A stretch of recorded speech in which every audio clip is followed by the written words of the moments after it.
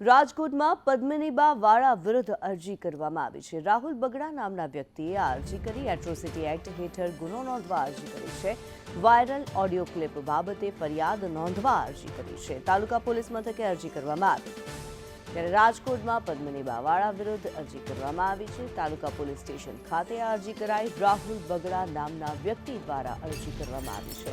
Atrocity act અંતર્ગત આ ગુનો દાખલ કરવા માટે અરજી કરવામાં આવી। પદ્મિનીબા વાળાના વાયરલ ઓડિયો ક્લિપ બાબતે ફરિયાદ નોંધવા માટે અરજી કરવામાં આવી છે। વાયરલ ઓડિયો ક્લિપ માટે થઈને ફરિયાદ માટે અરજી કરવામાં આવી છે ત્યારે જે પ્રમાણે પદ્મિનીબા વાળાની વિરુદ્ધ અરજી કરવામાં આવી છે।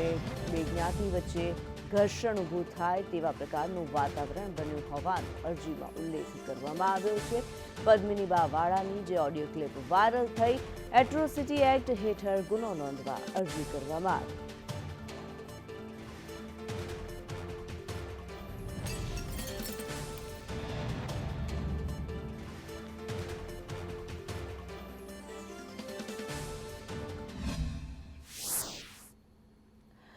ત્યારે રૂપાલાની સામે જે પ્રમાણે વિરોધ જોવા મળી રહ્યો છે, રૂપાલાના નિવેદનને લઈને અત્ર તત્ર સર્વત્ર ક્ષત્રિય સમાજના જે લોકો છે તેમનામાં રોષ જોવા મળી રહ્યો છે અને વિરોધનો વંટોળ ઉઠ્યો છે। ક્યાંક સોશિયલ મીડિયાની અંદર રૂપાલાના બોયકોટની વાત કરવામાં આવી રહી છે, તો બીજી બાજુ જે વિરોધ જોવા મળી રહ્યો છે ક્ષત્રિય મહિલાઓ દ્વારા પણ વિરોધ કરવામાં આવ્યો છે। ત્યારે જે પ્રમાણે સોશિયલ મીડિયામાં પોસ્ટ વાયરલ થઈ રહી છે, જે ગામડાઓ છે આ ગામડાઓની અંદર ભાજપના લોકોને પ્રવેશબંધી માટે થઈને ઉલ્લેખ કરવામાં આવ્યો છે। ત્યારે ગામે ગામની અંદર જ્યારે વિરોધનો વંટોળ ઉઠ્યો છે, ક્ષત્રિય સમાજના લોકો રૂપાલાની ટિપ્પણીને લઈને રોષમાં છે।